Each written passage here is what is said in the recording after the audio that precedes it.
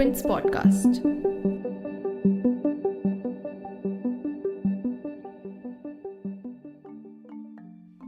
It's not Class 12 board exam results, but a new Common University Entrance Exam, or the CUET, that will be driving college admissions now. The University Grants Commission, or the UGC, said that this test that is likely to be held in the first week of July will be compulsory for anybody seeking admissions to undergraduate courses in all the 45 central universities from the academic year of 2022 to 23. And this is going to be a computer-based multiple-choice test that will be held in 2 sets and can be taken in 13 languages such as Hindi, Marathi, Gujarati, Tamil, Telegu, Kannada, Malayalam, Urdu, Assamese, Bengali, Punjabi, Odia, and English. But who all are eligible to take this test, and what will the CUET test students on? We'll try to answer all these FAQs around this upcoming test. However, there are also larger questions that arise with this decision. For instance, will this be beneficial for students' education, or will the CUET end up diluting the importance of school education and school exams? Is it important that school marks still carry some weightage for college admissions? Does this exam level out the opportunities for students as intended? In this episode, we asked teachers and educators to tell us what they have to say about this new method of admission and whether or not the CUET will reduce the burden on students. Our guests today are Amita Mulla Vattal, Chairperson and Executive Director of Education of Innovations and Training at DLF Foundation Schools and Scholarship Programs, Abha Devhabib, Professor of Physics at DU's Miranda House, who's also a member of the Executive Council of Delhi University, and Neeti Bhalla, the Executive Principal of GEMS Modern Academy of Gurugram. You're tuned in to The Big Story, the podcast where we dissect the headline-making news for you. I'm your host, Shorbari.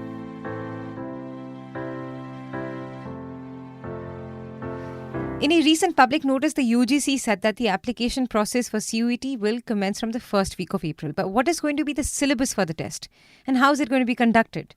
Well, the UGC chairperson, M. Jagdish Kumar, said that the syllabus for this test will mirror the Class 12 syllabus. It'll test students on language, general knowledge, and reasoning, and the subject of specialization. And as I've mentioned before, the test is going to be held in 2 sets over a span of 3 hours.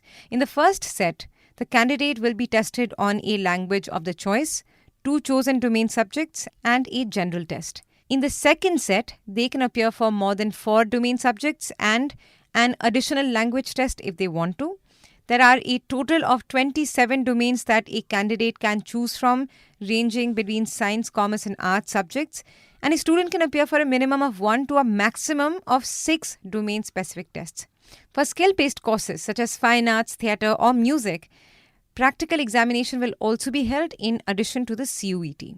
So that's going to be basically the structure of the CUET, but the finer details around this test is something that we'll still have to wait for.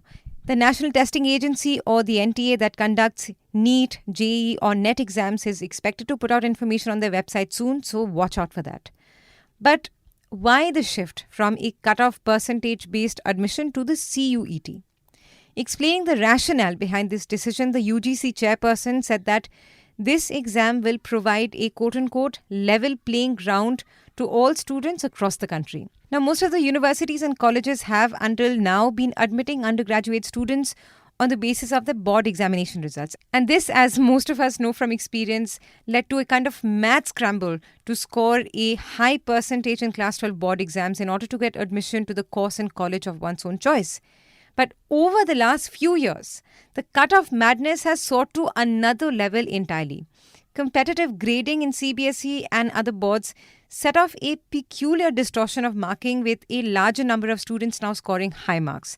And this meant that colleges have been setting their cutoff marks to something as high as 99% or 100%. A Wire report points out that last year, 8 Delhi University colleges had set cutoffs at 100% marks for 11 courses. However, the jury is divided on this. While some feel that this is going to be a useful method going ahead that can reduce the pressure of board exams and cutoffs, others are not entirely convinced. They feel that the CUET will mean a complete erosion of 11th and 12th classes. Abha Devhabib, a physics professor of DU's Miranda House, is one of those who believe that this will lead to a complete disregard for performance in school exams. She explains why that may impact the overall education system. In this, there is no easy answer. You have to understand that why we are opposing it is because if you want to disregard 11th and 12th performance altogether, if you're disregarding continuous work of a student, because when they are getting, when they are working towards their CBSE, they are also, schools take effort for the formative assessment. Students are guided. There is internal assessment. For science subjects, there are practicals. Now you are disregarding all of this, and you are basing the next level exam on MCQ, and largely it will be an MCQ because it is going to be checked by computer. It is going to be MCQ. So whether MCQ, evaluating analytical, critical thinking of a student, that question remains. But if 11th and 12th are totally disregarded, given the environment in which teaching learning happens in this country, the idea of education, you see that, this means that erosion of school education, the most important years of school education altogether. Schools will not put effort to get best of the teachers in class 11, 12, not try to improve the quality of teaching. Right now, for example, we see that Delhi government was working towards, that performance of government schools should go up. Now, when you are wanting a go up, means because you want that the students should be able to take entry in the next level through these exams, and that is one of the ways. Now, all that effort will be set on the side. There will be no such effort. While the UGC says that this exam is expected to reduce financial burden on parents and students, since candidates will only have to appear for one exam, Ms. Devhabib points out that, as is the case with JEE or NEET exams, this common entrance exam can too lead to an over-dependence on coaching centers over school education. This, she says, will certainly put the marginalized sections of the community at a disadvantage. So if you look at how students make their choice, or parents also make choices for their students, they're not academically driven all the time. They want results. They want a degree. They want their next admission, and which means that there will be a greater pressure for coaching and entry into, a UG level. Whereas right now what is happening is, if you look at the system, it is the science students and then commerce, and then others who want a technical course after class 12, that this smaller set of students are pushed towards, coaching. Now what you are doing is that you are bringing a larger population of students in the fold of coaching. Recently, there is a Madras High Court judgment which says that NEET has pushed admission into the pockets of urban population. And this is exactly what is going to happen right now. The DU Academic Council, which had held a meeting on 22nd March to discuss the matter of this exam, also dissented against it, saying that the suggested exam is, quote-unquote, less flexible than the admission process organically evolved by DU over the years. And along with some of the arguments that we've just heard from Ms. Devhabib, the council is also of the opinion that the new system will curtail autonomy of institutions to respond to ground realities, and that the UGC cannot go ahead with this exam without answering key questions on the desirability and the feasibility of this test. But on the other hand, Amita Mullah Vattal, who's an educator, believes that the extreme stress on school examinations have been impacting students' childhoods. She also says that she doesn't agree with the view that schools are going to end up losing their importance. I think it's one of the best things that could have happened because over years we have spent lives of our children navigating around 4 NCERT books. And I think that's something which is extremely, I think it takes away from childhood, And I think that these are important years when there's so much that you learn. You learn about sustainability, you learn about justice, you learn about teamwork, you learn about friendships. I feel these are very important things, especially for coping in the 21st century. And in any case, most of these, exams for undergrad and graduation, undergrad levels are essentially only for those people, especially a BA or a BSc, for people who want to go into research, who want to do research, not anything else. The rest of it are professional exams, or maybe exams for arts, or maybe, examinations where, if it's a professional exam, then it's law, or it's, other things that you want to do. So why put so much of focus on this? So let the universities decide how they want to assess children, whether they want to assess their conceptual powers, whether it's a spatial understanding or a literary understanding. Let them assess it, and let them do it through a variety of assessments which are not necessarily subject based. There are so many principals who cry hoarse about things like, the school will lose its importance. Absolutely not. A coaching center is a silo. A school is not a silo; it's a universe. And a universe can never lose its importance, because it's about so much more. It's about humanism. It's about personality development. It's about growth. A coaching is only about a subject. And how can you compare a coaching institute to a school? So all this is totally, sensationalism. A school is going to lose its importance and all that. Not at all. Never.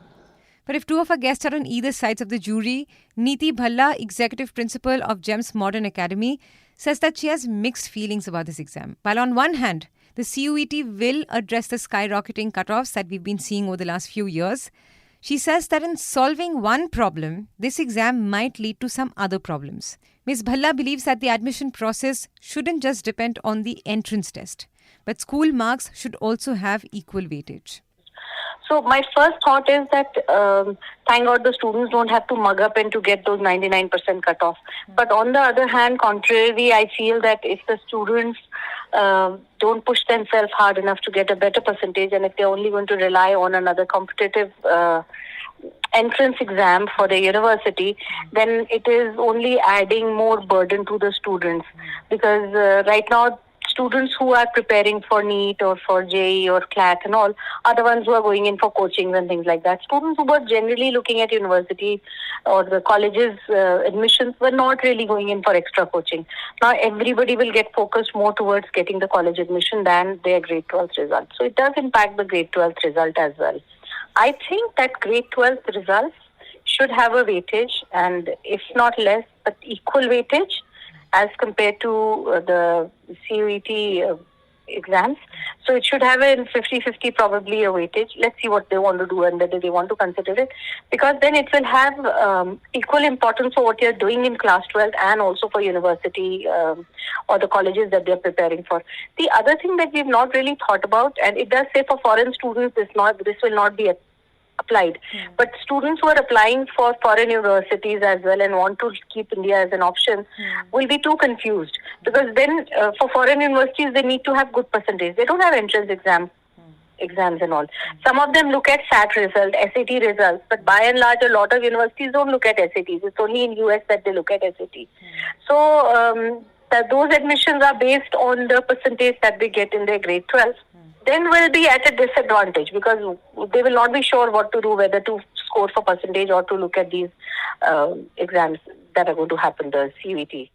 Now, whether or not the UGC will pay heed to these foreseeable problems and suggestions is something that we'll only know going forward.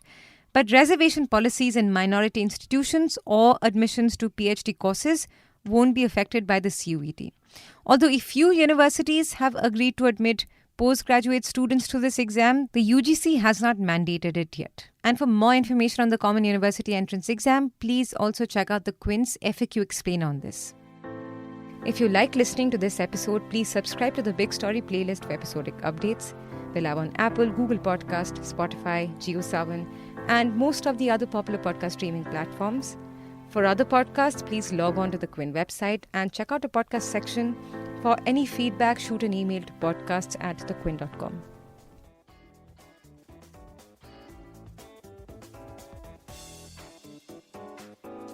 Thanks for listening.